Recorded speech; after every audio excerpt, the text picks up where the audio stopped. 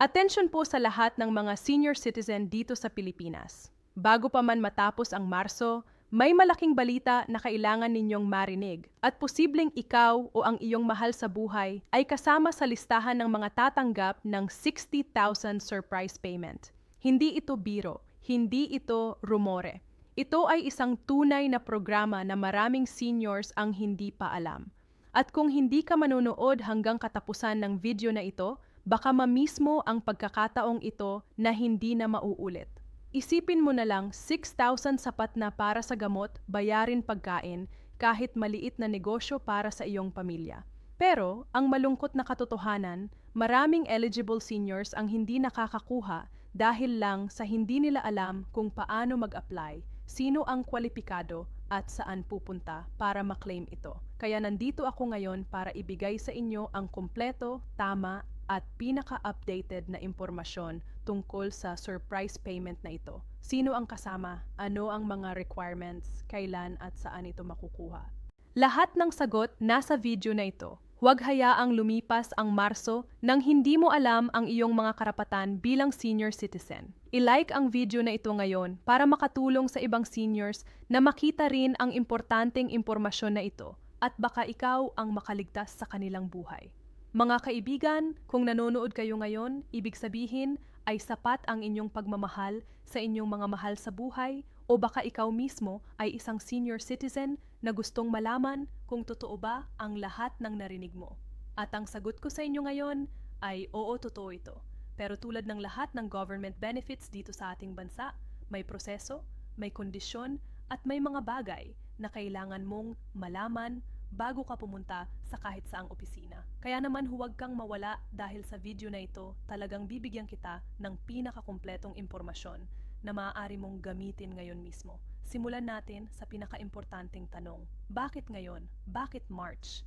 Marami sa atin ang nagtaka kung bakit biglang lumabas ang balitang ito. Ang totoo, hindi ito bago. Matagal na itong programa ng gobyerno. Ngayong malapit na ang katapusan ng fiscal period at ng ilang local at national government allocations. Maraming LGU or local government units pati na rin ang ilang national agencies ay nagmamadaling ilabas ang mga benepisyo na matagal nang nakakwiwe para sa mga senior citizen. Ito ang tinatawag na catch-up disbursement. At kung hindi ito maikuha ng mga benepisyaryo bago matapos ang buwan, posibleng malapse ang allocation at kailangan pang i-process ulit sa susunod na taon.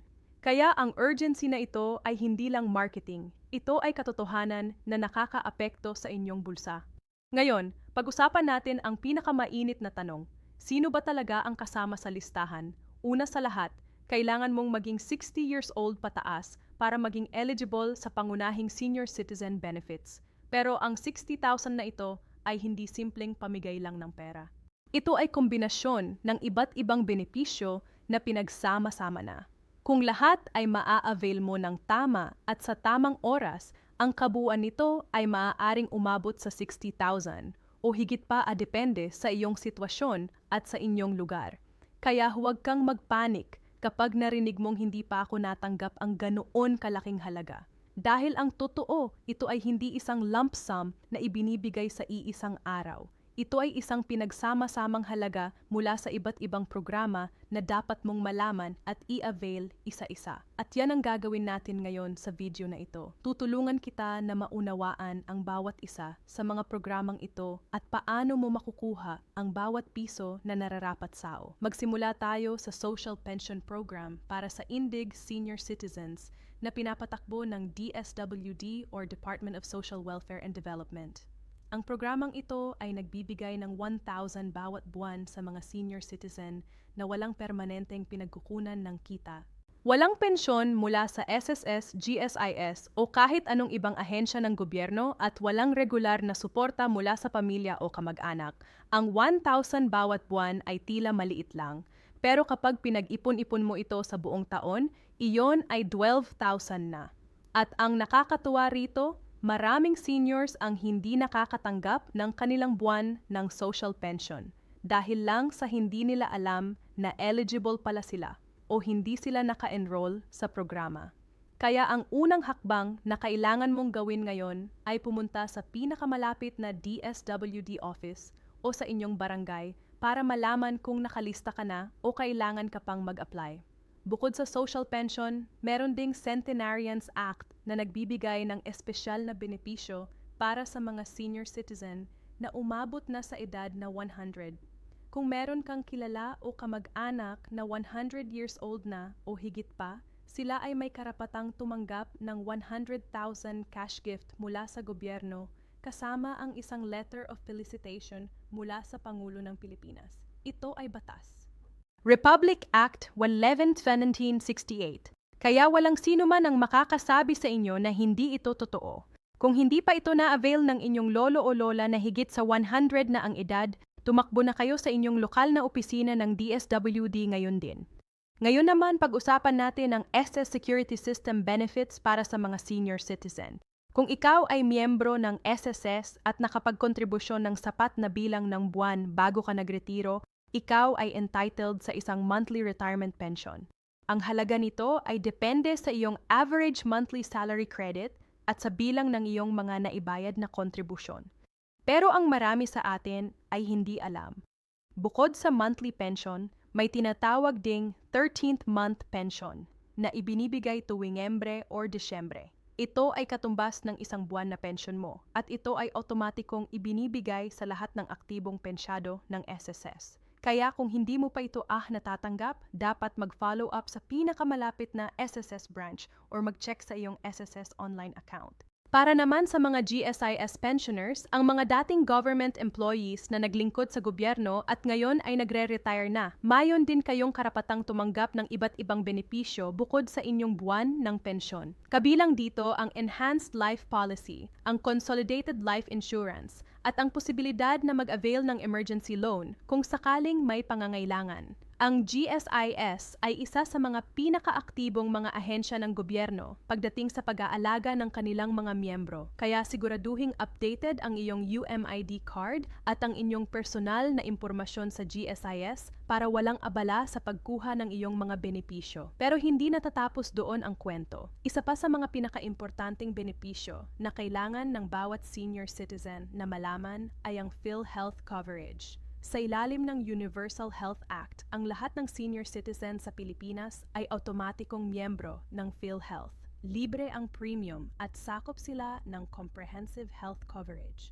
Ibig sabihin, ang bawat pagpapa-ospital, operasyon at kahit outpatient consultation ay may katumbas na benepisyo mula sa PhilHealth.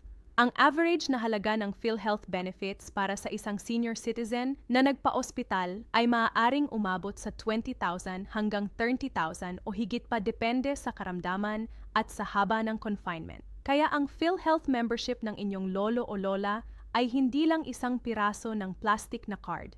Ito ay katumbas ng libo-libong piso na savings sa medikal na gastos bawat taon. Dagdag pa rito, ang bawat senior citizen ay may karapatang mag-avail ng Senior Citizen ID na nagbibigay ng 20% discount sa lahat ng gamot, pagkain sa mga restaurant, transportasyon, serbisyo ng ospital at marami pang iba. Kung gagamitin mo ito ng tama at konsistente sa buong taon, ang savings na maidudulot ng Senior Citizen ID ay maaaring umabot sa libo-libo. At kapag kinompute mo ito sa loob ng isang taon, madali mong maaabot ang 10,000 o higit pa sa na-save. Ang discount na ito ay Batas Republic Act 994 o ang Expanded Senior Citizens Act of 2010 at walang negosyo o establishmento ang may karapatang tumangging sumunod dito. Kung may nagre-refuse sa inyong senior discount, may karapatan kayong magreklamo sa DTI o sa OSCA, Office for Senior Citizens Affairs ng inyong lungsod o munisipalidad. Narito na tayo sa isa sa mga pinaka-exciting na bahagi ng video na ito, ang ayuda at financial assistance programs ng inyong lokal na pamahalaan. Ito ang bahagi kung saan nagkakaiba-iba ang benepisyo depende sa kung saan ka nakatira. Maraming LGU sa buong Pilipinas, lalo na ngayong malapit na matapos ang Marso, at ang unang quarter ng taon ay naglalabas ng special cash assistance programs para sa senior citizens. Ang halaga ay iba-iba. May nagbibigay ng 3,000, may 5,000, at may ilang LGU na nag-o-offer pa ng mas malaki depende sa budget ng kanilang lokal na pamahalaan. Ang pinakamagandang paraan para malaman kung may ganitong programa ang inyong lugar ay ang direktang makipag-ugnayan sa inyong barangay captain o sa OSC ng inyong munisipalidad. Huwag hintayin na may darating sa inyong pintuan. Pumunta kayo at itanong ng personal dahil maraming benepisyo ang hindi na ihahatid dahil lang sa walang pumupunta para kumuha.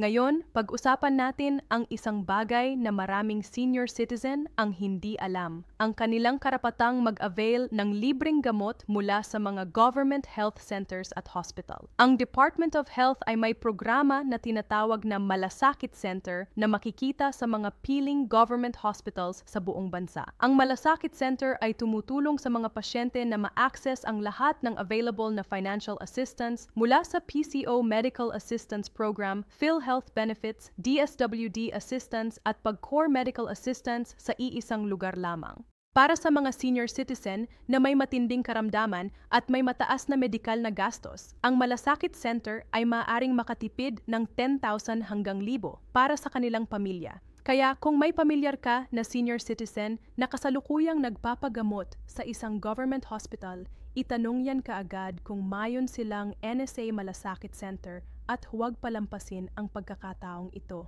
Meron din tayong pag-uusapan tungkol sa PCSO o Philippine Charity Sweepstakes Office. Maraming senior citizen ang PCO ay nagbibigay ng individual medical assistance para sa mga pasyenteng nangangailangan ng financial help para sa kanilang gamot, operasyon, chemotherapy, dialysis at iba pang mataas gastos na medical na pamamaraan. Ang proseso ng pag-apply ay medyo simple. Kailangan mong pumunta sa pinakamalapit na PCO branch, magdala ng iyong medical abstract or doctor's prescription, iyong senior citizen ID at isang valid ID. Ang halaga ng assistance ay depende sa inyong pangangailangan at sa available na pondo. Pero maraming benepisyaro ang nakatanggap ng 5,000 hanggang 20,000 na tulong para sa kanilang gamot at medikal na gastos. Isang mahalagang bagay pa ang gustong sabihin ko sa inyo. Ang kahalagahan ng regular update ng iyong senior citizen ID at ng iyong record sa OSCAR. Maraming seniors ang hindi nakakatanggap ng kanilang mga benepisyo dahil ang kanilang impormasyon sa sistema ay hindi na updated. Kung nagbago ang iyong address, ang iyong civil status o anumang personal na impormasyon, kailangan mong agad na i-update ito sa OSCA ng inyong lugar. Ang isang maling address o isang lumang numero ng telepono ay sapat na para mawala sa inyo ang isang importanteng notification tungkol sa inyong mga benepisyo. Kaya gawin na ito ngayon. Huwag na maghintay pa. Ngayon kung ikaw ay nagmamahal sa inyong lolo, lola, magulang o kahit anong senior citizen sa inyong buhay, gusto kong bigyan kita ng isang napaka-importanteng payo. Maging boses nila. Maraming senior citizen ang nahihiyang pumunta sa mga opisina, nahihirapang lumakad o hindi alam kung sino ang kausapin. Ikaw ang maaaring maging tulay nila sa mga benepisyong nararapat sa kanila. Samahan mo sila. Tulungan silang i-process ang kanilang mga papeles. Siguraduhin hindi sila naiiwanan ng sistema na dapat ay naglilingkod sa kanila. Dahil ang mga senior citizen natin, ang ating mga lolo at si lola, ay nagbayat yung kanilang buwis, naglingkod sa lipunan at itinayo ang bansang ito para sa ating lahat. Nararapat lamang na ngayon sa kanilang katandaan ay bigyan natin sila ng pagpapahalaga at tiiyakin nating makukuha nila ang lahat ng benepisyong inilaan para sa kanila. Bago tayo magtapos, gustong i-recap ko ang lahat para mas malinaw.